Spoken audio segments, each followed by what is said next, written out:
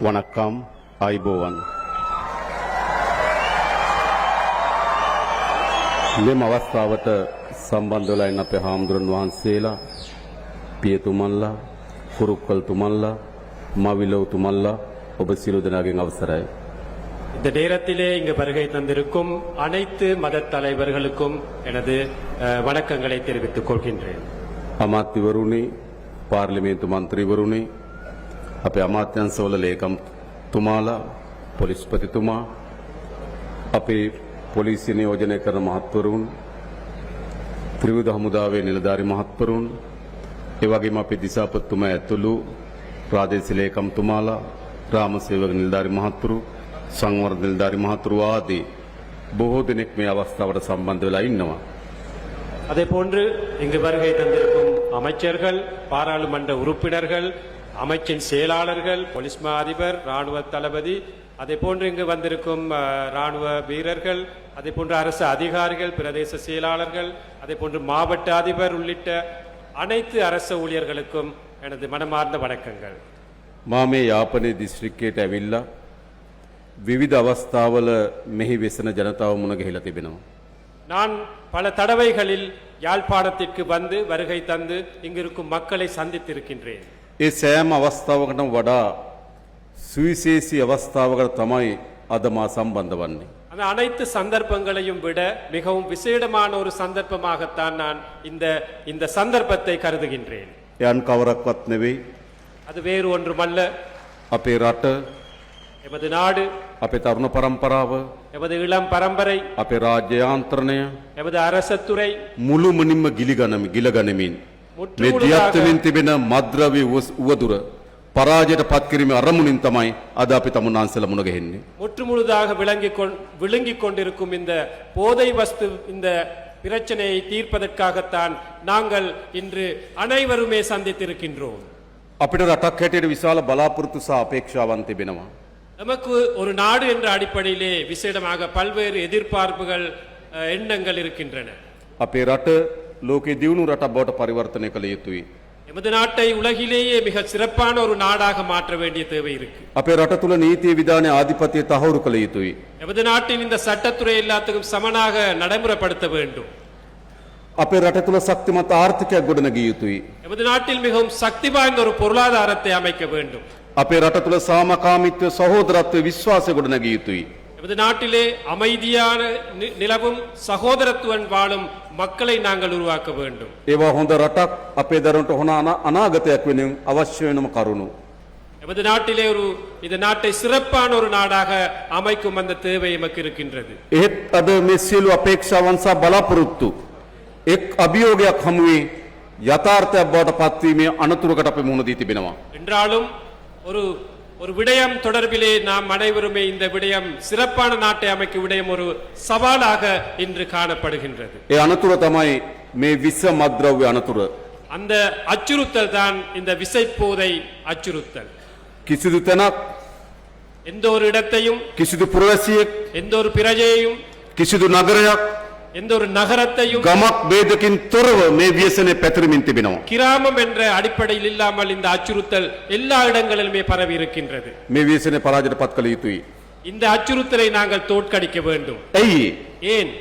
ඔබ දන්නවා உங்களுக்கு தெரியும், අපේ රටේ අම්මලා තාත්තලා තමන්ගේ දරුවා පිළිබඳ විශාල අපේක්ෂාවකින් යුතුව எமது நாட்டிலே அனைத்து பெற்றோர்களும் தமது பிள்ளைகள் தொடர்பாக பெரியதொரு எதிர்பார்ப்புடன் இருக்கின்றார்கள். හදනවා වඩනවා විශාල බලාපොරොත්තු යුතුව තමන්ගේ දරුවන් விசேடமான උගන්වනවා ஒரு අපේක්ෂාවන් සහිත ඉදිරියට ගේනවා. எதிர்பார்ப்புடன் நாம் அனைவரும் இருக்கின்றோம். ඒත් දෙමව්පියන්ගේ සියලු බලාපොරොත්තු මේ විස මද්ද්‍රව්‍යයට ගොදුරු වුණු දරුවාගේ ව්‍යසනය විසින් අඩපණ කර තිබෙනවා. அந்த எதிர்பார்ப்புள்ள பெற்றோர்களின் அந்த எதிர்பார்ப்புகள் இந்த விசைப்போதுக்கு அடிமையான பிள்ளைகள் காரணமாக அதை மங்கி போயிருக்கின்றது. ඒකට දුප්පත් පවුලක්ද පොහොසත් පවුලක්ද දෙමළ සිංහල මුස්ලිම් ભેදකින් තොරව මේ ව්‍යසනය පැතිරෙමින් තිබෙනවා. இந்த அச்சுறுத்தல் பணக்கார குடும்பங்கள், ஏழை குடும்பங்கள், சிங்கள குடும்பங்கள், தமிழ் குடும்பங்கள், முஸ்லிம் குடும்பங்கள் என்று எந்த ஒரு வேறுபாடுமின்றி இந்த அச்சுறுத்தலுக்கு அனைவருமே இரையாக இருக்கின்றார்கள். මේ මද්ද්‍රව්‍ය විසින් උපයා ගන්නා අධික ධනය இந்த போதை வஸ்து வியாபாரத்தினூடாக சம்பாதித்துக் கொள்ளும் பெரியதொரு பணம் ඒ ධනයේ බලය විසින් අපේ රාජ්‍ය යාන්ත්‍රණයට අතපොවලා තිබෙනවා. அந்த அந்த பணத்தின் பலமாக இந்த அரச இயந்திரத்தை ஆட்டி படைக்கின்றார்கள். අපි ඒක දන්නවා. எங்களுக்கு அது தெரியும். බන්ධනාගාර ඇතුලේ சிறைச்சாலைகளுக்குள் අත්අඩංගුවට පත්වන අය මේ ව්‍යාපාර කරමින් ඉන්නවා. கைதானவர்களும் இந்த வியாபாரத்தை செய்து கொண்டிருக்கிறார்கள். ඉතාමත් කාර්යක්ෂම සේවයක් අපේ පොලිසිය කරන ගමන් කීප දෙනෙක් මේ ව්‍යාපාරේ ගොදුරු බවට පත් වී තිබෙනවා. மிகவும் ஒரு சிறப்பான சேவை போலீஸ் துறை நடாத்தும் அதே நேரத்திலே ஒரு சில போலீசார் இதற்கு இரையாகி இதற்கு ஆதரவு தெரிவித்து வருகிறார்கள். රේගු දෙපාර්තමේන්තුව அதே போன்று சுங்கவரி திணைக்களம், RMU එක මෝටර රථ ප්‍රවාහන දෙපාර්තමේන්තුව எமது வாகன பதிவு செய்யும் திணைக்களம், ඉමිග්‍රේෂන් එක உள்வரவு வெளியுறவு அமைச்சு, ඒ ඇතුලේ ජීවත් වෙන ඒ ඇතුලේ වැඩ කරන දුර්වල නිලධාරීන් මෙහි ගොදුරු බවට පත් වෙලා තිබෙනවා. இந்த திணைக்களங்களில் பணிபுரியும் மிகவும் எளிமையான மிகவும் சக்தி இல்லாத நபர்களும் இதற்கு இரையாக இருக்கின்றார். ඒ විතරක් නෙවෙයි රාජ්‍ය සේවයේ වැදගත් තැන්වල මේ උවදුරට ගොදුරු වෙච්ච නිලධාරීන් අපි හඳුනාගෙන තිබෙනවා. அது மட்டுமல்ல, இந்த அரச துறையிலேயே சில இடங்களிலும் அரச அதிகாரிகள் இதற்கு இரையாக இருக்கின்றார்கள், අත්අඩංගුවට අරගෙන තිබෙනවා. கைது செய்திருக்கின்றார்கள். කොහොමද මේ යමින් තිබෙන්නේ? දරුවන් මේ රටේ මෙහි ගොදුරු බවට පත් වෙලා තිබෙනවා නම් රාජ්‍ය සේවය මේ මද්ද්‍රව්‍ය ව්‍යාපාරිකයන්ගේ ගොදුරු බවට පත් වෙමින් තිබෙනවා නම් අපි රටක් හැටියට ගමන් කරමින් තිබෙන කොහාටද කියලා මම තමුන්වහන්සේලාගෙන් දැනගන්න කැමතියි. எமது நாட்டு அரசு துறை, எமது நாட்டு பாதுகாப்பு துறை, எமது பெற்றோர்கள், சில பிள்ளைகள் இதற்கு இரையாக இருந்தால் இந்த நாட்டை நாங்கள் எங்கு கொண்டு போய் சேர வேண்டும்? ඒ නිසා අනිවාර්යෙන් මේ ව්‍යාපාරය පරාජයට පත් කරන්න ඕන. ஆகவே கட்டாயமாக இந்த அச்சுறுத்தலை நாங்கள் தோற்கடிக்க வேண்டும். මේ ව්‍යාපාරය වර්ධනය වුණේ කෙසේද? இந்த இந்த இந்த துறை அபிவிருத்தி அடைந்தது ஏன், வளர்ந்தது ஏன்? ප්‍රධාන වශයෙන් දේශපාලන රැකවරණය මේ කුඩු ව්‍යාපාරයන්ට තිබුණා. பிரதானமாக அரசியல்வாதிகளின் அனுசரணை இந்த போதை வஸ்து துறையோட தொடர்பு இருந்தது. සමහර පළාත්වල දේශපාලකයන් ඒ කුඩු ලේබල් වලින් හඳුන්වන්න පටන් ගත්තා. சில பகுதிகளிலே அரசியல்வாதிகளை அந்த போதை வஸ்துன்ற பெயரை சொல்லித்தான் அழைத்தார்கள். අපි ඔබට එක සහතිකයක් දෙන්නම්. நாங்கள் உங்களுக்கு ஒரு உறுதியை வழங்குகிறோம். නැවත අපේ රටේ කුඩු ව්‍යාපාරිකයන්ට දේශපාලන රැකවරණ නොලැබෙන ආණ්ඩුවක් මේ රටේ ජනතාව ගොඩනගලා තිබෙනවා. மீண்டும் ஒரு தடவை இந்த நாட்டிலே அந்த போதை வஸ்துக்கு இரையான அல்லது போதை வஸ்துடன் தொடர்பு இல்லாத ஒரு அரசாங்கத்தை நாங்கள் கட்டியெழுப்புகின்றோம். அதை தொடர்ந்தும் நாங்கள் நடாத்தி செல்கிறோம். සමහර වෙලාවට මේ මැඩපවත්වන තියෙන ආයතනවල சில நேரம் இதை தடுக்க இருக்கும் சில நிறுவனங்களில் கூட ප්‍රධානීන් මේ ඇත්තක එකට ගනුදෙනු කර බව ඉල්දරව් වෙලා තිබෙනවා. பிரதான நபர்கள் கூட இந்த போதை வஸ்துடன் தொடர்பு இருக்கின்றது எங்களுக்கு தெரியும். අත්අඩංගුවට ගන්න කෙනා கைது செய்ய நாங்கள் செய்திருக்கின்றோம். නිදාස් කරන තණ්ඩ සාක්ෂි ගොනු කරලා තිබෙනවා. அவற்றை சாட்சிகளுடன் அவர்களுக்கு தண்டனை வழங்குவதற்கு நாங்கள் தயாராக இருக்கின்றோம். නීතිය ඉටු කරන තිබෙන ආයතන சட்டத்தை நடைமுறைப்படுத்த இருக்கும் நிறுவனங்கள் ඒ ඉහළම පුටුමෙහි ආධිපත්‍යයට යටත් කරගෙන තිබෙනවා. තිබුණු ඉතිහාසයක් තිබෙනවා. அதில் மேல்மட்டத்தில் நபர்களை கூட இந்த வியாபாரத்துடன் தொடர்புபடுத்தி இருக்கின்றார்கள் அந்த வியாபாரிகள். ඒවද වාර්තා වෙනවා. அவற்றை நாங்கள் நிறுத்த வேண்டும். මා හිතනවා අපේ ආරක්ෂක ලේකම්තුමා, நான் நினைக்கின்றேன் எமது பாதுகாப்பு செயலாளர், අපේ මහජන ආරක්ෂාව පිළිබඳ ලේකම්තුමා, எமது பொதுமக்கள் பாதுகாப்பு அமைச்சர், අපේ පොලිස්පතිතුමා, எமது போலீஸ் அதிபர், අපේ ත්‍රිවිධ හමුදාවේ ප්‍රධානීන් எமது முப்படை தலைவர்கள் මේ කිසිවෙක් එම පාතාලේ හෝ කුඩු ව්‍යාපාරිකයන්ගේ ගොදුරු බවට පත් නොමැති බව මා සහතික කරලා කියන උන් ලෑස්ති මේ වැඩේ කරන්න. இவர்கள் யாருமே இந்த பாதாள உலக கோஷ்டிகளுடன் அல்லது போதை வஸ்து வியாபாரிகளுடன் தொடர்பு இல்லை என்பதை நான் உறுதியாக கூறுகின்றேன். කාලයක් මේ නිලධාරීන් මිලදී ගත්තා. ஒரு காலகட்டத்திலே இந்த அதிகாரிகளை காசு கொடுத்து வாங்கினார்கள், கொள்வனவு செய்தார்கள். அந்த කාලයක් මේ அதிகாரிகள். නිලධාරීන් උන්ට යටත් වෙලා වැඩ කරා. ஒரு காலகட்டத்தில் இந்த அதிகாரிகள் போதை வஸ்து வியாபாரிகளுக்கு அடிபணிந்து අද செயல்பட்டார்கள். මුළුමනින්ම වෙනස් වී තිබෙනවා. இன்று முற்று முழுதாக மாறி இருக்கின்றது. මේ අත්අඩංගුවට ගැනීම සඳහා තිබෙන යාන්ත්‍රණය පිරිසුදු වී තිබෙනවා. இந்த கைது செய்ய இருக்கும் இந்த துறை இன்று சுத்தமாக இருக்கின்றது. හැබැයි තාමත් තැනින් තැන අපිට සමහර ඒවා වාර්තා වෙනවා. ஆனால் இன்றும் சில இடங்களிலே ஒரு சில சம்பவங்கள் நாங்கள் கேள்விப்படுகின்றோம். මා ඒ සියලු නිලධාරීන් ඉල්ලන්නේ කරුණා කරලා ගනුදෙනුව අත්හරින්න. நான் அந்த அனைத்து அதிகாரிகளிடம் கேட்டு நிற்பது, அந்த தொடர்புகளை இன்றே நீங்கள் விலக்கி விடுங்கள். තෝරගන්න පාරවල් දෙකයි තියෙන්නේ. எங்களுக்கு தேர்ந்தெடுப்பதற்கு இரண்டு பாதைகள் தான் இருக்கின்றன. එක්ක ගනුදෙනු අත්තරින්න, ஒன்று அந்த தொடர்பை நீக்குங்கள், එක්ක රාජකාරීන් ඉවත් වෙන්න. அல்லது அந்த துறையிலிருந்து நீங்கள் நீக்குங்கள். කුඩු ව්‍යාපාරිකයන් පාතාලයන් සමග ගනුදෙනු කරමින් அந்த රාජකාරිය කරන්න කිසිත් මිඩක් නොදෙන බව සාතික කරනවා. அந்த போதை வஸ்து தொடர்புடன் இருப்பவர்கள் எமது அரசு அதிகாரிகளில் உள்ள தொடர்புகளை நாங்கள் முற்றாக நீக்குவோம். මා දන්නවා මේ පොලිසිය ආරක්ෂක හමුදාව මේ සඳහා විශාල වේසද්දර නිලධාරීන් ඉන්නවා. எங்களுக்கு தெரியும் பாதுகாப்பு துறையிலே போலீசார் எவ்வளவோ கஷ்டப்படும் தலைவர்கள் காணப்படுகின்றார்கள். ඒ නිලධාරීන්ටත් කරන නිගරුවක් තමයි අර මද්‍රව්‍ය ජාලයත් එක්ක සම්බන්ධ වෙලා ඉන්න නිලධාරීන්. அந்த அதிகாரிகளுக்கு சிறப்பாக செயல்படும் அதிகாரிகளுக்கும் ஏளனப்படுத்தும் சம்பவம் தான் போதை வஸ்து விற்பனையாளர்களுடன் தொடர்பு கொள்ளும் அந்த ஒரு சில அதிகாரிகள். ඒ නිසා කිසිදු පසුබෑමකින් තොරව අපි මේ මද්‍රව්‍ය වැටලීම සඳහා තිබෙන රාජ්‍ය යාන්ත්‍රණ ශක්තිමත් කිරීම සහ පිරිසුදු කළ යුතු මේ අභියෝගයට අපි මුහුණ දෙන්න. ஆகவே எந்த ஒரு பின்னடைவும் இல்லாமல் இந்த போதை வஸ்து ஒழிப்பு திட்டத்தை நாங்கள் முன்னெடுப்போம், அதை முற்றுமுழுதாக நாங்கள் தடுப்போம் என்று கூறிக்கொள்ள விரும்புகிறோம். කාලයක් අපිට කිව්වා පොලිසිය මහත්තයට ඔත්තුව දෙන්න බයයි. ඔත්තුව දුන්නට පස්සේ කුඩු ව්‍යාපාරිකයා අතට දුන්නේ කවුද කියලා යනවා. ஒரு காலத்திலே ஒரு கருத்து இருந்தது சமூகத்திலே, ஏதாவது போதை வஸ்து தொடர்பான தகவலை போலீசாரிடம் சொன்னால் அந்த தகவல் போதை வஸ்து வியாபாரியின் காதிலே அவற்றை கேட்கப்படும் என்று. ඒවා තැන තැන සිද්ධ වුණු පොඩි සිදුවීම්. அவை சில இடங்களிலே ஏற்பட்ட சில சம்பவங்களாகும். හැබැයි ඒක සමස්ත පොලිසියටම ඒක නිගරුවක් බවට පත් වෙලා තිබෙනවා. ஆகவே ஒட்டுமொத்த போலீசாருக்கும் அது ஒரு கீழ்த்தரமான சம்பவமாக இருந்தது. එනිසා වෙනස් කළ යුතුයි. ஆகவே அதை நாங்கள் நிப்பாட்ட வேண்டும். ඒ විතරක් නෙවෙයි අපේ රටේ පොදු ජනතාව அது மட்டுமல்ல, எமது நாட்டின் பொதுமக்கள் මේ වෙන විශාල වෙනසක් දරිය යුතුයි. இதன் தொடர்பாக மிகவும் ஆழமாக சிந்திக்க வேண்டும், கஷ்டப்பட வேண்டும். ඔබ දන්න ඔබගේ දරුවා உங்களுக்கு தெரியும், உங்களது பிள்ளை මේ මද්‍රව්‍ය ව්‍යසනයේ ගොදුරක් බවට පත් වුණා මොකද සිද්ධ වෙන්නේ? இந்த போதை வஸ்து அச்சுறுத்தலே இரையாகினால் என்ன நடக்கும்? ඒ දරුවාගේ මුළු ජීවිතේම විනාශ වෙනවා. அந்த பிள்ளையின் முழு எதிர்காலமே இருண்ட ஒரு எதிர்காலம். දෙමව්පියන් මහත් බලාපොරොත්තුවෙන් ඒ දරුවා හැදුවේ. பிள்ளைகள் பெரும் எதிர்பார்ப்புடன் தான் பிள்ளைகளை வளர்ப்பார்கள். ඒ බලාපොරොත්තු මුළුමනින්ම කඩා වැටෙනවා. அந்த எதிர்பார்ப்புகள் முற்றாகவே சரிவடையும். ගම ඇතුලේ කුඩු ගෙදරක් කියලා නින්දාවට භාජනය වෙනවා. கிராமத்திற்குள் ஒரு போதை வஸ்துக்கு அடிமையான குடும்பம் என்று முழு கிராமமே அவற்றை ஓரம் காட்டுவார். පොදු ජනතාවට මුහුණ දෙන්න බැරි තත්ත්වයක් ඇති වෙනවා. மக்களுக்கு முகம் கொடுக்க இயலாத ஒரு நிலை ஏற்படும். මුළු ගොදුරම මුළු ගෙදරම මෙහි ගොදුරක් බවට පත් වෙනවා. முழு வீடே அதன் இரையாக மாறும். නින්දාව අපහාස ලැබෙනවා.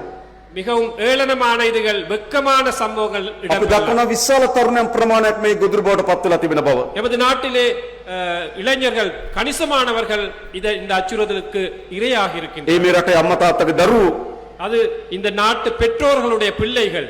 හැම අම්මා තාත්තා වගේ මේ දරුවට අපේ අම්මලා තාත්තලා ආදරය කරා. எல்லா பெற்றோர்களையும் போன்று அந்த பிள்ளைக்கு அந்த பெற்றோர்களும் அன்பாக இருந்தார்கள். හැබැයි ඒ දරුවට අනාගතයක් නැති තත්ත්වයකට පත් වෙලා තිබෙනවා. ஆனால் அந்த பிள்ளை இன்று சமூகமே ஓரம் கட்டும் நிலைக்கு ඒ தள்ளப்பட்டிருக்கிறது. නිසා රජයක් හැටියට තියෙන වගකීම මොකද්ද? ஆகவே ஒரு அரசு என்ற அடிப்படையிலே அரசாங்கத்துக்கு இருக்கும் பொறுப்புகள் මේ என்ன? ව්‍යසනයේ පරාජයට පත් කළ යුතුයි. இந்த அச்சுறுத்தலை தோற்கடிக்க வேண்டும். ඒ කිසිසේත්ම ආපසු හරවන ව්‍යායාමයක් නොවන බවට මා ඔබට සහතික කරනවා. இந்த நடவடிக்கையை ஒருபோதும் பின்னால் கொண்டு போக மாட்டோம், இதை முன்னோக்கி கொண்டு செல்வோம் என்று நாங்கள் இந்த நேரத்திலே கூற விரும்புகிறோம். මේ උතුරේ තරුණයන් කාලයක් இந்த வடக்கில் இளைஞர்கள் ஒரு காலம் යුද්ධයක පැටලලා විශාල විනාශයකට ගියා. யுத்தத்தில் சிக்கி மிகவும் பாரிய இன்னல்களுக்கு முகம் கொடுத்தார். දෙමව්පියන් තමන්ගේ දරුවා ගැන සැකයෙන් බියෙන් ජීවත් වෙන්න පටන් ගත්තා. பெற்றோர்கள் தமது பிள்ளைகள் தொடர்பாக மிகவும் வேதனையுடன் கவலையுடன் இருந்தார்கள். ඒ යුද්ධය අවසන් වෙලා කෙටි කාලෙකදී නැවත මේ පළාත් யுத்தம் முடிவடைந்து ஒரு குறுகிய காலத்திலே இந்த பகுதி ක්‍රමානුකූල පියවරෙන් පියවර படிப்படியாக මේ මද්‍රව්‍ය වල ගොදුරු බවට පත් වෙමින් තිබෙනවා. இந்த போதை வஸ்து அச்சுறுத்தலுக்கு இரையாக இருக்கின்றார்கள் அந்த இளைஞர்கள். අපිට ගොඩක් අය හම්බුනාම කියන්නේ මොකද්ද? எங்களுக்கு பெரும்பான்மையான மக்கள் கூறுவது என்ன? අපේ පළාත්වලත් எமது பகுதிகளிலும் දැන් මේ ව්‍යසනය ඇවිල්ලා තිබෙනවා. இந்த அச்சுறுத்தல் பரவி இருக்கின்றது. මොනවාරි කරලා අපිට බේරලා දෙන්න කියලා අපෙන් ඉල්ලනවා. ஏதாவது செய்து இதிலிருந்து மீட்டு தாருங்கள் என்று கேட்கின்றார்கள். ගෙදරක දෙයක් තියාගන්න බෑ. ஒரு ගමක வீட்டில் දෙයක් තියාගන්න බෑ. ஒரு පොදු பொருளை- දේපලක් තියාගන්න බෑ. මේ සියල්ල ஒரு பொருளை මේ வைத்துக் මද්‍රව්‍ය கொள்ள- ගොදුරු බවට පත් වෙලා තිබෙනවා. ஒரு பொருளை வைத்துக் கொள்ள இயலாது, ஒரு சொத்தை வைத்துக் கொள்ள இயலாது, பணத்தை வைத்துக் கொள்ள இயலாது. இது இந்த அனையுமே இதற்கு இரையாக இருக்கின்றது. ඒ නිසා දේශපාලන අධිකාරී අපි තිර තීරණය කරන් තියෙනවා මේ පරාජයට පත් කරන බව. ஆகவே அரசியல் தலைவர்கள் என்ற அடிப்படையிலே ஒரு முடிவெடுத்து இருக்கின்றோம். இதை எப்படியாவது நாங்கள் நிறுத்துவோம் என்ற முடிவு. අපි ශ්‍රී ලංකා පොලිසිය අපේ ත්‍රිවිධ හමුදාව තිර අධිටනකින් ඉන්නවා මේ පරාජයට පත් කළ යුතු බව. எமது பாதுகாப்பு தரப்பினர், எமது போலீஸ் துறை மிகவும் உறுதியாக இருக்கின்றார்கள் இந்த அச்சுறுத்தலை தோற்கடிப்போம் என்று. හැබැයි අපිට ජනතාවගේ සහාය අවශ්‍යයි. ஆகவே எங்களுக்கு மக்களாகிய உங்களது ஒத்துழைப்பு ஆதரவும் தேவைப்படுகின்றது. මේ ව්‍යසනේ ගම් නියම් ගම් දක්වා පැතිරලා තිබෙනවා. இந்த அச்சுறுத்தல் கிராம மட்டம் வரையும் நகரம் மட்டம் வரையும் எல்லா இடங்களிலுமே பரவி இருக்கு. ඒ නිසා මේ ව්‍යසනේ පරාජයට පත් කරන ජනතාවගේ අවබෝධය ජනතාවගේ සහාය අවශ්‍යයි. ஆகவே இந்த அச்சுறுத்தலை தோற்கடிப்பதற்காக மக்களுடைய ஒத்துழைப்பு ஆதரவும் கட்டாயம் தேவைப்படும். මම ඔබෙන් එකක් අහනවා. நான் உங்களிடம் ஒரு கேள்வியை கேட்கின்றேன். මේ ව්‍යසනේ පරාජයට පත් කළ යුතුද නැද්ද? இந்த அச்சுறுத்தலை தோற்கடிக்க வேணுமா வேண்டாமா? ඕම්. පරාජයට පත් කළ යුතුයි. ஆமாம், தோற்கடிக்க வேண்டும். අපි ලෑස්ති දේශපාලන අධිකාරිය අපේ රාජ්‍ය ආන්තර ලෑස්ති අපට තමුන්නාන්සලගේ සහාය වුණා. அரசியல் தலைவர்கள் என்ற அடிப்படையிலும் அரச துறை என்ற அடிப்படையிலும் இதை தோற்கடிக்க நாங்கள் முன் வந்திருக்கின்றோம். ඒ මද්‍රව්‍යවලට ඇබ්බැහුණු කෙනා ගමේ තවදුරටත් සැඟවුණු කෙනෙක් නෙවෙයි ගමේ අය දන්නවා. அந்த போதை வஸ்துக்கு அடிமையானவர் தொடர்ந்தும் ஒளிந்து திரிய இயலாது. அந்த ஊராக்கள் தெரியும் யார் யார் போதை வஸ்துக்கு அடிமையாக இருக்கின்றார்கள். ගමට ඇවිල්ලා මේක විකුණන කෙනා හැංගිලා නැහැ ගමේ අය දන්නවා. போதை வஸ்து வியாபாரம் செய்பவரும் அந்த ஊராக்கள் தெரியும். හැබැයි මොකද වෙලා තියෙන්නේ? ஆனால் என்ன நடந்திருக்கு? ගමේ අයට බයෙ ඉන්නවා. ஊராக்கள் அல்லது அந்த கிராமத்து மக்கள் அவருக்கு பயத்தில் இருக்கிறார். කියන්න බයයි. சொல்வதற்கு பயம், හැප්පෙන්න බයයි. அவருடன் மோதுவதற்கு பயம். ඒ නිසා බයට සැඟවිලා ඉන්නවා. ஆகவே பயம், அச்சத்தினால் நாங்கள் ஒன்றும் செய்யாமல் இருக்கின்றோம். අපරාධකරුවන්ගේ ග්‍රහණයට අපි යටත් විය යුතුද? அந்த அந்த மோசடிக்காரர்கள், அந்த போதை வஸ்து வியாபாரிகள் ඉතා நாங்கள் විනාශකාරී பயப்பட வேண்டும். මද්‍රව්‍ය වෙලෙන්දන්ගේ ග්‍රහණයට අපි බිය විය යුතුද? நாங்கள் அந்த போதை வஸ்து வியாபாரிகளுக்கு பயப்பட வேண்டுமா? බිය වෙන්න ඕන ඒගොල්ලෝ. பயப்பட வேண்டியது அவர்கள். හැබැයි බය වෙලා ඉන්නවා ගම්වල ජනතාව. ஆனால் நாங்கள் தான் பயந்து அச்சத்தில் இருக்கின்றோம். මම ඔබට කියන්නේ நான் உங்களுக்கு கூறுகிறேன், ඔබ නැගිටින්න ඉස්සරහට එන්න. நீங்கள் எழுந்து முன்னுக்கு வர வேண்டும். අපේ හැම ග්‍රාම සේවා වසමුකම நாங்கள் அனைத்து கிராம சேவை பிரிவுக்கும் පොලිස් නිලධාරි මහත්මයෙක් ඉන්නවා. போலீஸ் உத்தியோகத்தர் இருக்கிறார், මහජන ආරක්ෂක කමිටුව තියෙනවා. மக்கள் பாதுகாப்பு கமிட்டி ஒன்று இருக்கு, குழு ඒත් ஒன்று. එක සාකච්ඡා කරන්න පටන් ගමු. அதில் நாங்கள் கதைப்போம் இதுகளை. අපේ නිලධාරි මහතුරු ඉන්නවා. எமது அதிகாரிகள் ඔබ இருக்கின்றார்கள். දන්නවා ගමේ මොකද්ද සිද්ධ වෙන්න කියලා. உங்களுக்கு தெரியும் கிராமத்தில் என்ன நடக்கின்றது என்று. අපි රට පුරා நாங்கள் முழு நாட்டிலுமே මහා ආරක්ෂක වලල්ලක් වගේ ஒரு பெரிய ஒரு பாதுகாப்பு அரணாக එකට වෙලිලා බැඳිලා ஒன்றாக பின்னி பிணைந்து මේ ව්‍යසනේ පරාද කරනවා කියලා තිර අධිෂ්ඨානයකට ආවොත් இந்த அச்சுறுத்தலை தோற்கடிப்போம் என்ற உறுதியான ஒரு முடிவுக்கு வந்தால் මේ පරාජයට පත් කළ හැකි. இதை தோற்கடிக்க முடியும். ඒ වෙනුවෙන් ඔබ ලෑස්ති වෙන්න. நீங்கள் அதற்காக தயாராக வேண்டும். අපි දන්නවා ඒ දරුවන් எங்களுக்கு தெரியும் அந்த பிள்ளைகள், ඒ විනාශය ගොදුරු බවට පත් වුණත් ඔවුන් අපේ දරුවන්. அவர்கள் இந்த அச்சுறுத்தலுக்கு இரையாகினாலும் அவர்கள் எமது ඔවුන්ට යලි பிள்ளைகள். හොඳ ජීවිතයක් ලබා දෙන්න ඕන. அவர்களுக்கு சிறப்பான ஒரு வாழ்க்கையை பெற்றுக் கொடுக்க வேண்டும். ගමේ කියන්නේ යට කුඩුකාරයා. கிராமத்திலே அவரை அழைப்பது சில நேரம் ගමේ குடுகாரர், කියන්නේ යට අපරාධකාරයා. கிராமத்திலே சொல்வது அவர் ஒரு அபராதர் ගමේ செய்பவர், කියන්නේ යට දූෂිතයා. மோசடியானவர் என்று கூறுவார்கள். ගමේ යට කියන්නේ නාස්තිකාරයා. வீணான ஒரு நபர் என்று கூறுவார்கள். හැබැයි එයත් අපේ දරුවෙක්. ஆனால் அவரும் எமது ஒரு பிள்ளை. අපි අසමත් වී තිබෙනවා උන් ඒ ගොදුරු බවට පත් කරගන්න. நாங்கள் தோல்வி இருக்கின்றோம் அவரை அதிலிருந்து ඒ නිසා එහි වග மீட்டு. උත්තර කරුවන්නේ ගොදුරු බවට පත් වූ තරුණය විතරක් නෙමෙයි. ஆகவே நாங்கள் அந்த இளைஞரை மீட்டெடுப்பது மட்டுமல்ல, ඔවුන් බේරගන්න අසමත් වුණු අපිත් එහි වග උත්තර කරුවෝ. அவரை மீட்டெடுக்க தோல்வி கண்ட நாங்களும் தோல்வியானவர்கள். තමන්ගේ දරුවෝ මේ ව්‍යසනයෙන් බේරගන්න බැරි වුණා නම් දෙමව්පියන්ට වගකීමක් තිබෙනවා. தமது பிள்ளையை அதிலிருந்து மீட்டெடுக்க இயலாமற் போனால் பெற்றோருக்கும் அதில் තමන්ගේ වසමෙන් මේ ව්‍යසනයෙන් බේරගන්න බැරි වුණා නම් පොලිසියට වගකීමක් තියෙනවා.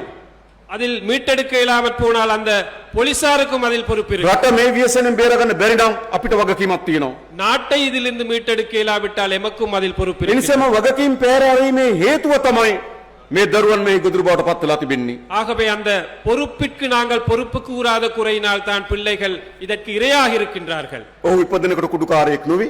அவர்கள் பிறக்கும் போது ஒரு போதை வஸ்துக்கு அடிமையானவர் அல்ல. ඔහු ඉපදෙනකොට අපරාධකාරයෙක් නෙවෙයි. அவர் பிறக்கும் போது ஒரு அபராதத்தை செயற்படுத்துவர் அல்ல. இந்த රටක් හැටියට අපි අසමත් වී තිබෙනවට ආරක්ෂාව දෙන්න. ஆகவே ஒரு நாடு என்ற அடிப்படையில் நமக்கு அவருக்கு பாதுகாப்பு வழங்க எங்களுக்கு முடியுமாக இருக்கு. රටක් හැටියට අසමත් වී තිබෙනවා ඔහු රැකවරණය දෙන්න. ஆனால் ஒரு நாடு என்ற அடிப்படையிலே அவருக்கு மீட்டெடுக்க நாங்கள் தோல்வி ඒ கண்டிருக்கிறோம். නිසා තමයි මේ ලක්ෂ ගණනක් තරුණ මෙහි ගොදුරු බවට පත් වෙලා තිබෙන්නේ. ஆகவே லட்சக்கணக்கான இளம் யுவதிகள் இதற்கு இரையாக මෑතක இருக்கின்றார்கள். සොයාගත් වාර්තාන පාසල් දරුවෝ මෙහි ගොදුරු බවට පත් වෙලා තිබෙනවා. கண்டெடுக்கப்பட்ட தகவலின்படி பாடசாலை மாணவ மாணவிகளும் இதில் இரையாக இருக்கின்றார்கள். විශ්වවිද්‍යාලවල දරුවෝ මේ ගොදුරු බවට පත් වෙලා තිබෙනවා. பல்கலைக்கழகங்களில் மாணவ மாணவிகள் இதுக்கு இரையாக රාජ්‍ය இருக்கின்றார்கள். සේවය වැදගත් ආයතන මෙහි ගොදුරු බවට පත් වෙලා තිබෙනවා. அரச துறையில் சில நிறுவனங்களில் பணிபுரியும் நபர்கள் இதுக்கு இரையாக இருக்கின்றார்கள். ඉතින් සෑම අස්සක් මුල්ලක් නෑරම මේ ව්‍යසනයේ ගොදුරු බවට පත් වෙමින් තිබෙනවා. எல்லா மூளை முடுக்கு எங்கும் இந்த அச்சுறுத்தல் பரவி இருக்கின்றது. හැබැයි මේ ගොදුරු බවට පත් වුණාගේ කෙනාගේ විතරක් නෙවෙයි වගකීම. ஆகவே அதற்கு இரையாகிய நபர்களில் மட்டுமல்ல பொறுப்பு, ඔහුගේ විතරක් නෙවෙයි වැරද්ද. அவர் அந்த நபரின் மட்டுமல்ல தவறு. වගකිය යුතු අප ඒ වගකීම අත්හැරීමේ වැරද්ද. பொறுப்பு வாய்ந்தவர்கள் பொறுப்பு கூறாததும் இதில் ஒரு ඒක தவறு. ඉතිහාසයක් වෙන්න පුළුවන්. அது ஒரு வரலாறாக இருக்கும். කාලයක් මේ ව්‍යසනයේ තිබුණ ඉතා කුඩා නගර කීපයක சில காலங்களிலே இது ஒரு சில கிராமங்களில் நகரங்களிலே தான் இந்த அச்சுறுத்தல் இருந்தது. සංචාර කලාපයත් එක්ක ගැට ගැවුණු කුඩා නගර කීපයක තමයි මේ ව්‍යසනය මීට අවුරුදු 20කට 30කට කලින් තිබුණේ. சுற்றுலாத்துறையை மையமாக கொண்ட நகரங்களிலே தான் சில வருடங்களுக்கு முன்பு சில தசாப்தங்களுக்கு முன்பு இந்த போதை පසුව வஸ்து ප්‍රධාන அச்சுறுத்தல். නගර කරා මේ ව්‍යසනය පැතුරුණා.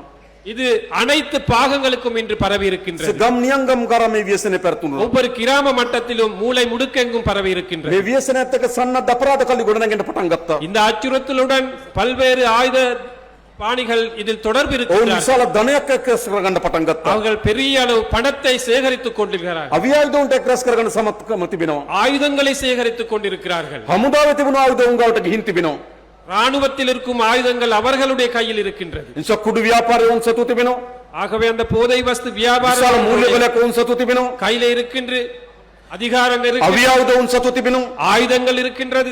තමන්ගේ ජීවිතය පිළිබඳ කිසි හැඟීමක් නැති තරුණයෝ මරා වෙඩි තියාගන්න ඔවුන් මහදවාලේ පාරට බහින තත්ත්වයක් ඇති වී තිබෙනවා. வாழ்க்கை தொடர்பான எந்த ஒரு எதிர்பார்ப்பும் இல்லாத இளைஞர்கள் தற்கொலை செய்யும் நிலைக்கு இன்று මේ தள்ளப்பட்டிருக்கிறார்கள். එකරේ වර්ධන වූවක් නොවේ. இது ஒரு இரவில் அபிவிருத்தி அடைந்தது அல்ல. දශක දෙක තුනක් ක්‍රමානුකූලව சில தசாப்தங்களாக இது படிப்படியாக පාලන අධිකාරී නිදාගෙන හිටියා. அதிகாரிகள் நித்திரை தூங்கியிருந்தார்கள். සමහර අය උන් එක්ක එකතු වෙලා හිටියා. சிலர் அவர்களுடன் சேர்ந்திருந்தார்கள். ඒ ඔක්කොගෙම ප්‍රතිඵලයක් හැටියට මේක ව්‍යසනයේ බවට පත් වී තිබෙනවා. இந்த அனைத்து விடயங்களிலும் பெருபேராக இது இன்றைக்கு பெரிய ஒரு අන්නේ அச்சுறுத்தல். අත්හැරීමේ ගොදුරු තමයි ඒ දරුවෝ. அந்த பொறுப்பை சரியாக ஆற்றாததன் விளைவுதான் அந்த பிள்ளைகள். ඒ නිසා අපි කොච්චර රටලීම් කරලා ஆகவே நாங்கள் எவ்வளவு சுற்றி வளைத்தாலும் ඒ දරුවන් විතරක් අත්තට උඩ ගත්තට පළක් නැහැ. அந்த பிள்ளைகளை மட்டும் கைது செய்ததால் මේක උඩ සිට பலனில்லை. බින්දින්න පටන් ගන්න උනා. இதை முற்று முழுதாக அகற்றுவதற்கு நாங்கள் தயாராக வேண்டும். මේ ජාවාරම උඩම ඉන්න කණ්ඩායම අත්තට උඩ ගන්න ඕන. இந்த வியாபாரத்திலே மேல் மட்டத்தில் இருப்பவர்களை நாங்கள் ප්‍රධාන கைது செய்ய බෙදහැරීම් ජාලය අඩපන කරන්න ඕන. பிரதான விநியோகிப்பு இதை நாங்கள் தோற்கடிக்க ගම්මාන මට්ටමේ තියෙන බෙදහැරීම් ජාලය අඩපන කරන්න ඕන. கிராம மட்டத்துக்கு விநியோகிப்பதை நாங்கள் தடை செய்ய வேண்டும். ඒකට අපේ රාජ්‍යාන්තරණ අපි මුහුණ දෙන්න ලෑස්ති. அதற்கு அரசு துறையில் இருக்கும் நாங்கள் முகம் கொடுக்க தயார். හැබැයි අර දරුවා ஆனால் அந்த பிள்ளை අපි බේර ගන්න ඕන. நாங்கள் අපි மீட்டெடுப்போம். බන්ධනාගාරවලට ගියපුවාම நாங்கள் சிறைச்சாலைகளுக்கு போகும்போது අවුරුදු 18 20 25 නාබර තරුණ තරුණියන් මේ ගොදුරු බවට පත්වලා බන්ධනාගාරගත වෙලා ඉන්නවා. 18 வயது 20 வயது 25 வயது நகர்ப்புறங்களிலே வாழும் ඔවුන්ට ඕන ජීවිතයක් අපි ලබා දෙන්න ඕන. அவர்களுக்கு சிறப்பான ஒரு வாழ்க்கையை பெற்றுக் නිසා අපේ තියෙන මද්ද්‍රව්‍ය තුරන් කිරීම විතරක් නෙවෙයි. ஆகவே நமக்கு இருப்பது இந்த போதை வஸ்தை துடைப்பெறுவது மட்டுமல்ல, ඒ මද්ද්‍රව්‍ය වලට ගොදුරු වුණු දරුවන්ට අනාගතය අපි හදන්න ඕන. அந்த போதை வஸ்துக்கு அடிமையான பிள்ளைகளுக்கு சிறப்பான எதிர்காலத்தையும் அமைத்துக் ඒ கொடுப்போம். නිසා පුනරුත්ථාපන මධ්‍යස්ථාන ගණනාවක් අපි රට පුරා ඇති කරනවා. ஆகவே புனர்வாழ்வளிக்கும் நிலையங்கள் பலவற்றை நாங்கள் அமைக்கின்றோம். ඔබගේ දරුවට එන්න බාර දෙන්න. உங்களது பிள்ளை அதற்கு அந்த இடங்களிலே ஒப்படையுங்கள். මද්ද්‍රව්‍යයට අබ්බැහුණු දරුවෝ බාර දෙන්න. போதை வஸ்துக்கு அடிமையான பிள்ளை ஒப்படையுங்கள். නැමත අපි ඔබට மீண்டும் நாங்கள் உங்களுக்கு ඔබ අපේක්ෂා කරපු දරුවා ලබා දෙන්නම්. நீங்கள் எதிர்பார்க்கும் அந்த பிள்ளையை நாங்கள் பெற்றுக் கொடுப்போம். උන්ට වෘත්තීය රැකියාවක් පුහුණු කරන්නම්. தொழில் பயிற்சியை வழங்குவோம். ගමට ගෙදරට රටට වැඩදායක පුද්ගලයෙක් බවට පරිවර්තනය කරන්නම්. கிராமத்திற்கு பகுதிக்கு வீட்டுக்கு ஒரு பிரயோசனமான ඒ பேஜை සඳහා நாங்கள் විශාල පුනරුත්ථාපන මධ්‍යස්ථාන ගණනාවක් අපි ඇති කරන්න සැලසුම් කළා உருவாக்குகிறோம். තියෙනවා. ஆகவே நாங்கள் பல்வேறு புனர்வாழ்வு நிலையங்களை அமைக்க ඒවට எதிர்பார்க்கிறோம். ඉතා වැදගත් පුහුණුව සහිත කණ්ඩායමක් පත් කරනවා. அதற்கு பயிற்சி பெற்ற பயிற்சியாளர்களை நாங்கள் මේ நியமிப்போம். ව්‍යසනට පත්වන දරුවන් බේර ගන්න ඕන. அந்த அடிமையான பிள்ளைகளை காப்பாற்ற வேண்டும். ඔවුන්ට හොඳ අනාගතයක් අපි හදන්න ඕන. அவர்களுக்கு சிறப்பான ஒரு எதிர்காலத்தை ඒ நாங்கள் නිසා මම ඔබගෙන් ඉල්ලා සිටින්නේ ஆகவே நாங்கள் உங்களிடம் கேட்டு நிற்பது මේ ව්‍යසන ඔබගේ දරුවා ගිල ගන්න තෙක් ඔබ බලන් ඉන්නවද? இந்த அச்சுறுத்தலுக்கு உங்களது பிள்ளை இரையாகும் வரை நீங்கள் பார்த்திருப்பீர்கள். ඔබගේ දොර ගාවට මේ ව්‍යසන ඇවිල්ලා තිබෙන්නේ. உங்கள் கதவு வரையும் இந்த அச்சுறுத்தல் வந்திருக்கின்றது. දොර වාගෙන හිටියට වැඩක් නැහැ. ஆகவே கதவை மூடிக்கொண்டிருப்பதால் මේ දොර කඩාගෙන ඔබගේ නිවසට ඇතුල් වෙනවා. இந்த கதவை உடைத்துக் கொண்டு உங்கள் வீட்டு உள்ளுக்கு வரும் இந்த போதை අම්මා තාත්තා මොනතර රැකවරණ දුන්නත් වැඩක් නැහැ. பெற்றோர்கள் எவ்வளவு பாதுகாப்பு அளித்தாலும் பிரயோசனம் இல்லை. සමාජයේ මේ ව්‍යසනේ තියෙනවා නම් சமூகத்திலே இந்த அச்சுறுத்தல் இருக்குமானால் අම්මා තාත්තා කොතර උසස් රැකියාවක යෙදුනත් වැඩක් නැහැ. பெற்றோர்கள் எவ்வளவு உயர் பதவியிலே இருந்தாலும் பிரயோசனம் දරුවා යන සමාජ අනාරක්ෂිත නම් பிள்ளைகள் இந்த அச்சுறுத்தலில் அடிமைகளாக இருந்தால் ඒ නිසා මොකද්ද කරන්න ඕනකම තිබෙන්නේ? ஆகவே இதை மீட்டெடுப்பதற்கு நாங்கள் என்ன මේ செய்யணும்? සමාජයේ මේ ව්‍යසනේ පරාද කළ යුතුයි. சமூகத்திலே இதை நாங்கள் தோற்கடிக்கணும். මම ඔබට ආරාධනා කරනවා நான் உங்களை அழைக்கின்றேன். දේශපාලන අධිකාරියට අපි මුළුමනින්ම මේකට නායකත්වය දෙනවා. அரசியல் தலைவர்கள் என்ற அடிப்படையில் நாங்கள் இதற்கு முற்றுமுழுதான தலைமைத்துவத்தை வழங்குவோம். කිසිදු බියගැන්මකට எந்த ஒரு அச்சுறுத்தலுக்கும் කිසිදු තරජනයකට எந்த ஒரு பயமுறுத்தலுக்கும் යටත් වෙන්නේ නැතුව அடிபணியாமல் මේ සන්නද්ධ අපරාධ කල්ලි இந்த பாதாள உலக கோஷ்டிகள் මේ මද්ද්‍රව්‍ය අපරාධ කරුවන් இந்த போதை வஸ்து வியாபாரிகள் අපි අපේ රටෙන් මුලින් උපටා දමන ඔබට මම සාතික කරනවා. මේක කරනවා நாங்கள் මේ எமது වැඩේ. நாட்டில் இருந்து முற்றாகவே அகற்றி விடுவோம் என்ற அந்த உறுதியை நான் இந்த நேரத்திலே வழங்குகிறேன். ඔබට අපිට ඔබගේ සහාය අපිට අවශ්‍යයි. உங்களது ஆதரவு எங்களுக்கு தேவைப்படுகிறது. ඇයි? ஏன் මේ ව්‍යසනය තමයි අපේ රට මුළුමනින්ම බිඳවට්ටන්න හේතු වී තිබෙනවා. இந்த அச்சுறுத்தல் எமது நாட்டையே முற்றுமுழுதாக கவிழ்த்த முடியுமான ஒரு விடை. අපිට අවශ්‍ය හොඳ රටක්. எங்களுக்கு தேவை ஒரு சிறப்பான நாடு. අපේ සිංහල දෙමළ මුස්ලිම් සියලු ජනයා සහෝදරත්වයෙන් ජීවත් වන රටක් අපිට ඕන. எமது நாட்டிலே சிங்களம் தமிழ் முஸ்லிம் என்ற வேறுபாடு இல்லாமல் நாங்கள் அனைவரும் ஒன்றாக வாழும் ஒரு நாடு දශක தேவை. ගණනාවක් අපි අනකොට ගත්තා. பல தசாப்தங்களாக நாங்கள் දශක ගණනාවක් අපි අතර සැකයෙන් වෛරයෙන් ක්‍රෝධයෙන් ජීවත් වුණා. பல தசாப்தங்களாக நாங்கள் சந்தேகத்தால் இருந்தோம். මොනවද අපිට ලැබුණේ? என்னது எங்களுக்கு மிஞ்சியது? යුද්ධ තිබුණා. யுத்தம் இருந்தது, ගැටුම් තිබුණා. முருகல் நிலை இருந்தது, උතුරේ දකුණේ දෙමව්පියන්ගේ දරුවා හිමි වුණා. வடக்கில் தெற்கில் பிள்ளைகள் அழிந்தன. எமது பெற்றோர்கள் මොකද අවසන් ප්‍රතිඵලය? என்னது இறுதியான பெருபேறு? දරුවා හිමි දෙමව්පියන්, பிள்ளைகள் இல்லாத பெற்றோர்கள், නිවාසා හිමි පවුල්, வீடுகள் இல்லாத குடும்பம், ස්වාමියා හිමි බිරින්දෑවරුන්, கணவர் இல்லாத மனைவிமார்கள். අවසන් ශේෂපත්‍ර මහ ව්‍යසනයක්. இறுதியிலே மிகவும் கவலைகரமான நிலையை மிஞ்சியது. ඒ නිසා අපිට අවශ්‍යයි ஆகவே எமக்கு தேவை යලි මේ රට කිසිසේත්ම இந்த நாட்டை ஒருபோதும் ජාතිවාදී ගැටුමකට නොයන இனவாத முருகல் நிலைக்கு போகாத ජාතික සමගිය මත தேசிய ஒற்றுமையின் அடிப்படையிலே සහෝදරත්වයෙන් ලෙන්ගතුකමෙන් ගොඩනැගෙන ජාතියක් අපි හදන්න ඕන. சகோதரத்துவமாக நல்லிணக்கமாக ஒன்று சேர்ந்த ஒரு தேசியம் ஒன்று மக்கள் நாடொன்று நாங்கள் ඒ அமைக்க නිසා வேண்டும். කිසිදු තැනක ஆகவே எந்த ஒரு இடத்திலும் කිසිදු වර්ග ජාතිවාදයකට எந்த ஒரு இனவாதத்திற்கும் යලි மீண்டும் නැගිටීමට ඉඩ දෙන්නේ නැහැ. தலை தூக்க நாங்கள் இடமளிக்க மாட்டோம். මා දන්නවා තැනින් තැන ජාතිවාදී පොඩි ගුලි කැරකෙනවා. ஆனால் ஒரு சில இடங்களிலே இனவாத சம்பவங்கள் நடக்கின்றன. පූජා භූමියක් කේන්ද්‍ර කරගෙන ගැටුම් පවතිනවා. ஒரு புனித ஸ்தலத்தை அடிப்படையாக கொண்ட முருகல் நிலைகள் ஏற்படுகின்றன. පෝයට සිල් ගන්න பௌர்ணமி அன்று அந்த சில்லெடுக்கும் பௌத்த ශ්‍රීමා மத බෝධින් වහන්සේ පහු කරලා යාපනයට එනවා. திரிமாபோதி அந்த புனித ஸ்தலத்தை கடந்து யாழ்ப்பாணத்துக்கு வந்திருக்கின்றார். එතන සීලය නෙවෙයි අපි හාමුදුරුවෝ එතන තියෙන වෛරය. அந்த இடத்தில் கூட பகை வைராக்கியம் தான் காணப்படுகின்றன. නැත්තම් පන්සල් පූජනීය ස්ථාන විශාල ප්‍රමාණයක් පහු කරලා යාපනය එක තැනකට එනවා සිල් ගන්න. සීලය වෙනුවෙන් නෙවෙයි වෛරය වෙනුවෙන්. ஆகவே சில நேரங்களிலே அந்த தென்பகுதியில் இருக்கும் விகாரைகளை கடந்து சில பௌத்தர்கள் இங்கே வருகின்றார்கள். அந்த வடக்க ஸ்தலங்களை செய்வதற்கு, அந்த தழுவல்கள் செய்வதற்கு. அது ඒ වගේම உண்மையான- සෑම දිනයකම ගිහිල්ලා සෑම පොයකටම ගිහිල්ලා පන්සල ගාව වට වෙනවා. ஆகவே அனைத்து பௌர்ணமி தினமும் இங்கு இருக்கும் இந்த பன்சலையில் அல்லது விகாரையிலே ஒன்று கூடுகிறார்கள். ඉඩම් වෙනුවෙන් නෙවෙයි ජාතිවාදී වෙනුවෙන්. காணிக்காக அல்லது இனவாத அடிப்படையிலே. මා අපේ බුද්ධ්‍යංශ වලට කිව්වා හොයලා බලන්න කියලා. ඒ හැම පොයටම ඇවිල්ලා එතන කෑ ගහන අය කාගේ හරි ඉඩමක් එතන තියෙනවද කියලා.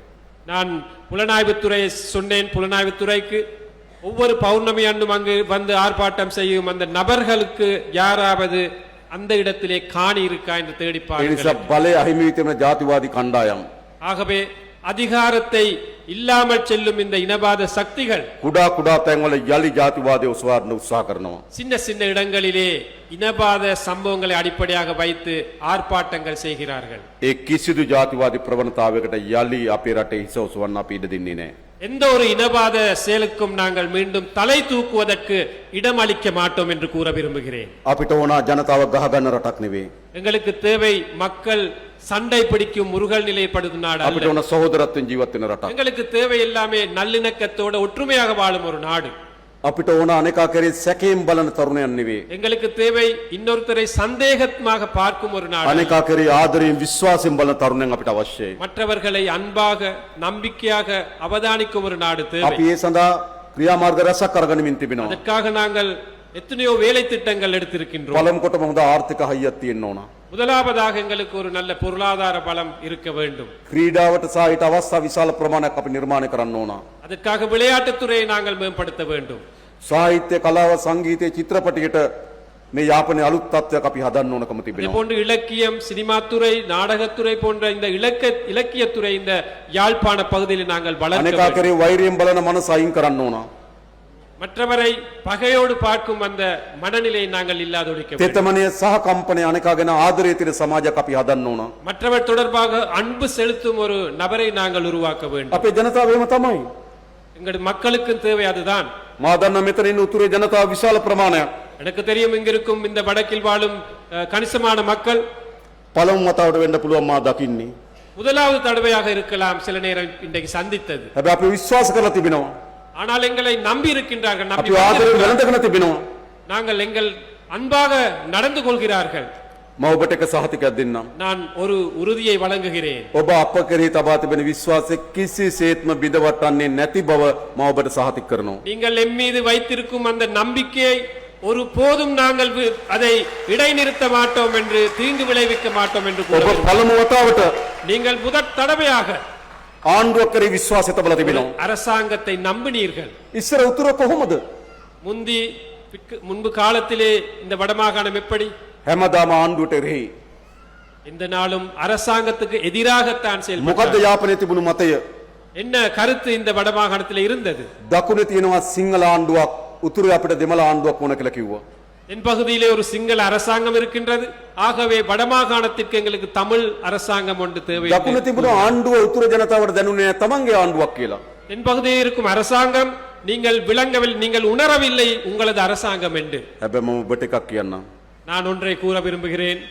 දකුණේ තිබුණු ආණ්ඩු දකුණු ජනතාවට දැනුනේත් නැහැ තමන්ගේ ආණ්ඩුවක් කියලා. தென் பகுதியில் இருந்த அரசாங்கங்களுக்கு தென்பகுதி மக்களுக்கும் ஒரு உணர்வு இருக்கவில்லை அந்த மக்களுடைய அரசாங்கம் என்று. උතුරට විතරක් නෙවෙයි දකුණටත් ඒ ආණ්ඩු නෙවෙයි.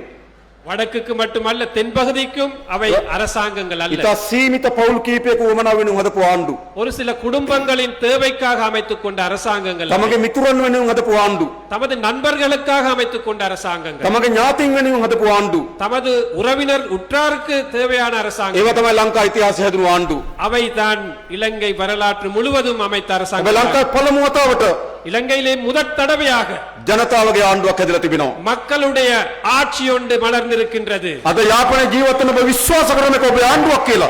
இன்று யாழ்ப்பாணத்தில் வாழும் மக்கள் நம்புகிறார்கள் அவர்களுடைய அரசாங்கம் என்று. දකුණේ ජනතාවත් එහෙමයි.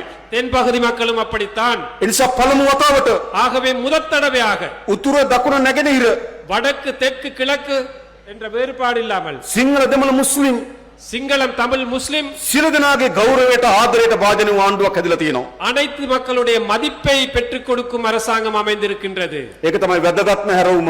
அதுதான் மிக முக்கியமான திருப்பு முனை. සැක කරමින් අපිට ඉස්සරහට යන්න බෑ. சந்தேகத்தோட எங்களுக்கு எதிர்க்கு போக இயலாது. වෛරයෙන් ක්‍රෝධයෙන් අපිට ඉස්සරහට යන්න බෑ. பகை முரண்பாடு காரணமாக எங்களுக்கு முன்னுக்கு අපි போக ඉස්සරහට இயலாது. යන්න විශ්වාසය තියෙන්න ඕන. எங்களுக்கு முன்னுக்கு செல்ல வேண்டுமானால் நம்பிக்கை இருக்க வேண்டும். මා දන්නවා ඔබ අපි විශ්වාස කරනවා. எனக்கு தெரியும் நீங்கள் எங்களை நம்புகிறீர்கள். නිසා අපිට අලුත් අවස්ථාවක් ලැබිලා තිබෙනවා. ஆகவே எங்களுக்கு புதிய ஒரு சந்தர்ப்பம் கிடைத்திருக்கிறது. ලංකාවේ පළමු වතාවට இலங்கையின் முதற் தடவையாக සියලු ජනයාගේ විශ්වාසය දිනාගත්තු ආණ්ඩුවක්. அனைத்து மக்களுடைய ஆதரவு பெற்றுக்கொண்ட ஒரு அரசாங்கம். ඒ තමයි අපේ රට ගොඩනැගීමේ පදනම. அதுதான் நமது நாட்டை கட்டியெழுப்பும் அடித்தளம். ඒ පදනම මත අපි මේ රට ගොඩනගනවා. அந்த அடித்தளத்தை வைத்து நாங்கள் இந்த நாட்டை අපි கட்டியெழுப்புவோம். නීතිය විධාන ආධිපත්‍ය තහවුරු කරනවා. நாங்கள் இந்த மக்களுடைய அந்த உறுதியை நாங்கள் நிலைநாட்டுவோம்.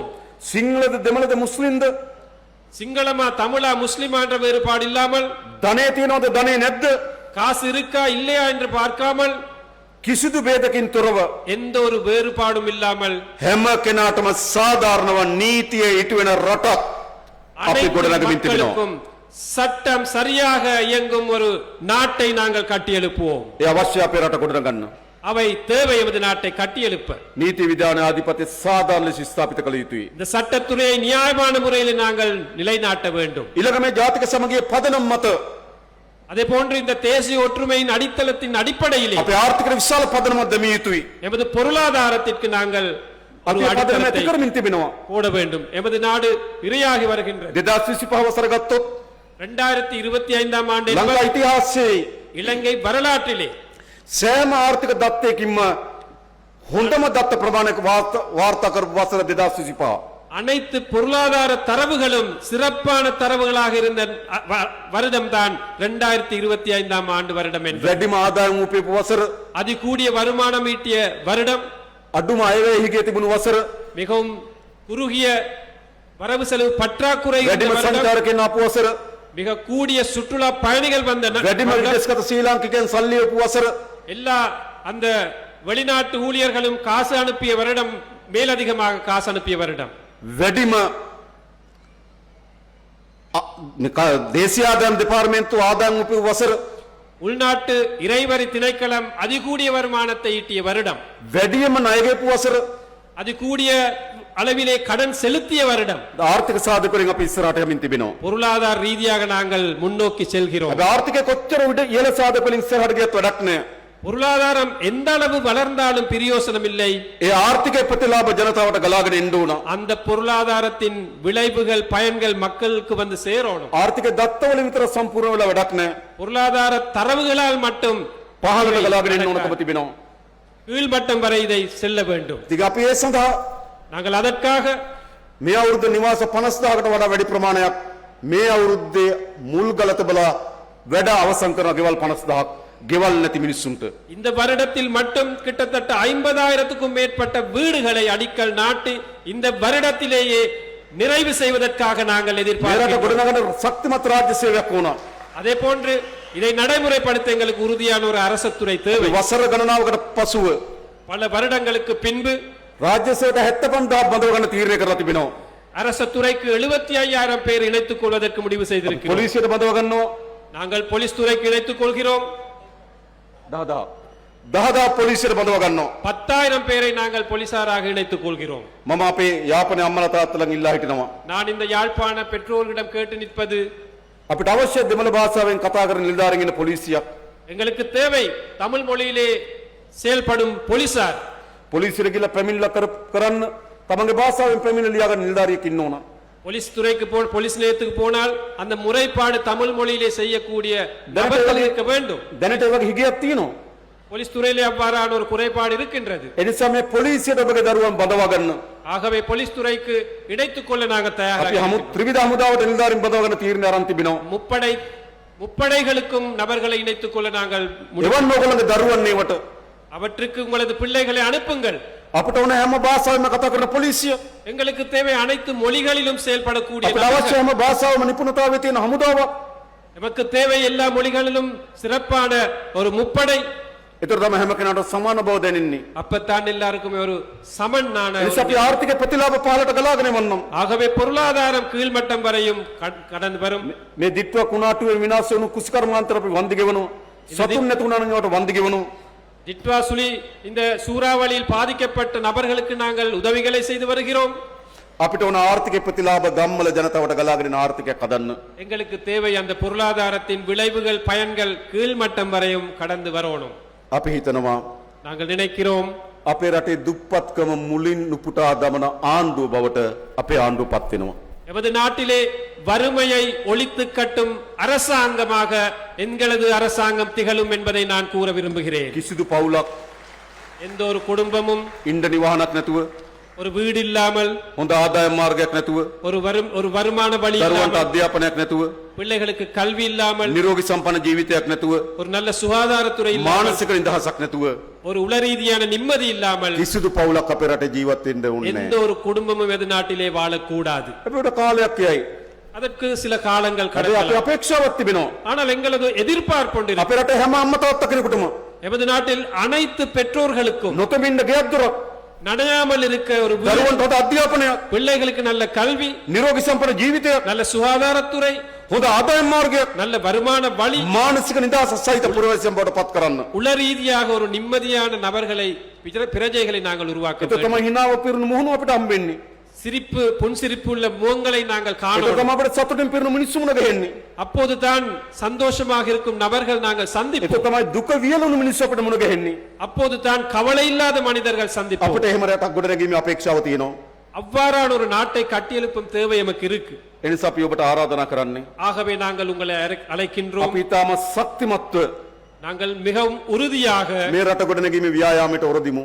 இந்த நாட்டை கட்டியெழுப்பும் அந்த செயல்பாட்டுடன் මා දන්නවා මේ ஒன்றிணைவோம். විශාල කාර්යභාරයක් තියෙන අපේ රාජ්‍ය නිලධාරීන්ට. இதில் மிகப்பெரிய பங்கு எமது அரசு මෙතන அதிகாரிகள் ඉන්න ග්‍රාම සේවක මහතුරු, இங்கு இருக்கின்றார்கள். கிராம சேவக ආර්ථික සංවර්ධන නිලධාරීන්, பொருளாதார அந்த டிஓமார்கள், ඒ වගේම සමෘද්ධි නිලධාරීන්, அதே போன்று சமுர்தி මේ உத்தியோகத்தர்கள், ආදී පහළ ශේෂ්ත්‍ර වැඩ කරන ග්‍රාම මට්ටමේ වැඩ කරන නිලධාරි මහතුරු ඉන්නවා. கிராம மட்டத்திலே பணிபுரியும் நபர்கள் இருக்கின்றீர்கள். අපි විශාල මුදල් ප්‍රමාණයක් ගමේ සංවර්ධන සඳහා මේ අයවැයලයකට වෙන් කරලා තිබෙනවා. நாங்கள் இந்த கிராமத்தை கட்டியெழுப்புவதற்காக பெருமளவு நிதியை ஒதுக்கி இருக்கின்றோம். හැබැයි ඒවා වියදම් කරලා වැඩ කරන්න පුළුවන්කම ලැබෙන්නේ තමුන්වහන්සේලා වැඩ කරොත් විතරයි. அவற்றை சரியான முறையிலே பயன்படுத்த முடிவது நீங்கள் ඒ சரியாக අවුරුද්දේ අපි මේ යාපනයේ ගම්වල පාරවල් හදන වෙන් කරා. கடந்த வருடத்திலே ගම්වල පාරවල් හදන වෙන් කරා කීයද? யாழ்ப்பாண வீதிகளை புனரமைப்பதற்கு நாங்கள் ஒதுக்கினோம் 250 million. 250 மில்லியன் ரூபாய் ஒதுக்கினோம். ඉතින් විශාල මුදල් ප්‍රමාණයක් අපි වෙන් කරා. பெரிய ஒரு நிதியை நாங்கள் මේ උතුරු පළාතේ ගම්වල පාරවල් හදන මිලියන 5000ක් වෙන් කරා. இந்த வடமாகாணத்திலே பாதைகள் புனரமைப்பதற்காக 5000 மில்லியன் ரூபாய் ஒதுக்கினோம். හැබැයි සමහර සල්ලි ඉතුරු වෙලා ආවා. ஆனால் கொஞ்சம் மீதியாகி திரும்ப அரசாங்கத்துக்கு போனது. ඉතුරු කරන්න එපා. මේ අවුරුද්දේ විශාල මුදල් ප්‍රමාණයක් ගම්වල සංවර්ධනයට එවලා තියෙනවා. ඔයගොල්ලෝ වැඩ කරන්න ඒ මුදල් ටික ගමේ ජනතාවට අවශ්‍ය වෙන පහසුකම් ටික හදන්න මැදිහත් වෙන්න.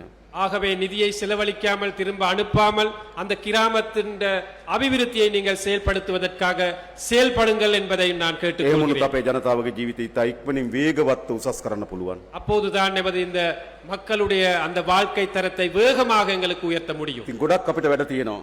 நிறைய வேலைகள் பணிகள் எங்களுக்கு இருக்கின்றன. හැබැයි වැඩ අතර ප්‍රධානම වැඩේ මේ මද්ද්‍රව්‍ය උදුර අපි තුරන් කරන්න ඕන. அந்த அனைத்து பணிகளுக்குள்ளும் இந்த போதை வஸ்து அச்சுறுத்தலை தோற்கடிப்பது பிரதானமான ஒரு பணியாக ஏற்றுக்கொள்ளுங்கள். අවි ආයුධගත සන්නද්ධ අපරාධකරුවන් ඉන්න විනාශ කරන්න ඕන.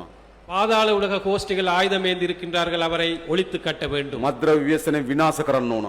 இந்த போதை வஸ்து அச்சுறுத்தலை நாங்கள் ஒழித்து கட்ட வேண்டும். මේ ව්‍යසනයෙන් අපේ ගම්, අපේ නගර, අපේ ජාතිය මුදව ගන්න ඕන. இந்த அச்சுறுத்தலில் இருந்து எமது கிராமம், நகரம், அந்த பகுதி, நாடு அனைத்தையும் நாங்கள் மீட்டெடுக்க ඒ வேண்டும். වෙනුවෙන් අපි හැමදෙනාම එක්ව වැඩ කරමු කියලා ඉල්ලා සිටමින් මම නතර වෙනවා. බොහොම ස්තුතියි. නන්රි වණකම්. இந்த அனைத்து காரியங்களையும் செயல்படுத்துவதற்கு நாங்கள் அனைவருமே ஒன்றிணைந்து செயல்படுவோம் என்று கூறிக்கொண்டு நிறுத்திக் கொள்கின்றேன். நன்றி, வணக்கம் என்று கூறிக்கொண்டு